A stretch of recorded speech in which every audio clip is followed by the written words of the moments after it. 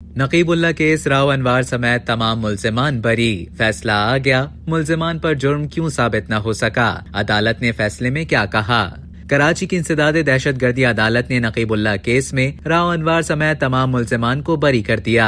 अदालत ने महफूज किया गया फैसला सुनाते हुए कहा कि प्रोसिक्यूशन मुल्जिमान के खिलाफ इल्जामात साबित करने में नाकाम रही। केस में मुद्दई मुकदमा के वकला और मुल्जिमान के वकला के दलाइल के बाद 14 जनवरी को फैसला महफूज किया गया था। साबिक SSP मलिर राव अनवार और दीगर मुल्जिमान अदालत में पेश हुए। मुल्जिमान में DSP कमर अहमद, अमानुल्लाह मरवत और दीगर शामिल हैं। याद रहे कि 13 जनवरी 2018 को मलिर के इलाके शाह लतीफ टाउन में नौजवान नकीबुल्ला को दीगर 3 अफराद के हमरा दहशतगर्द करार देकर मुबैना मुकाबले में मारा गया था और इल्जाम उस वक्त के SSP मलिर राव अनवार पर आयद किया गया था। बाद 27 साल नौजवान नकीबुल्ला के सोशल मीडिया अकाउंट पर उसकी तस्वीर और फनकाराना मसरूफियात के बाइस सोशल मीडिया पर खूब लेदे हुई और पाकिस्तानी मीडिया ने भी इसे हाथों हाथ लिया। पाकिस्तान पीपल्स पार्टी के चेयरमैन बिलावल भुट्टो जरदारी ने इस मामले पर आवाज उठाई और वजीर दाखिला सिंध को इंक्वायरी का हुक्म दिया था। तहकीकाती कमेटी की जानिब से इब्तिदाई रिपोर्ट में राव अनवार को मुअत्तल करने की सिफारिश के बाद उन्हें ओहदे से हटाकर नाम ECL में शामिल कर दिया गया था, जबकि चीफ जस्टिस ऑफ पाकिस्तान की जानिब से इस मामले पर लिए गए अज़खुद नोटिस की समाअत भी हुई थी।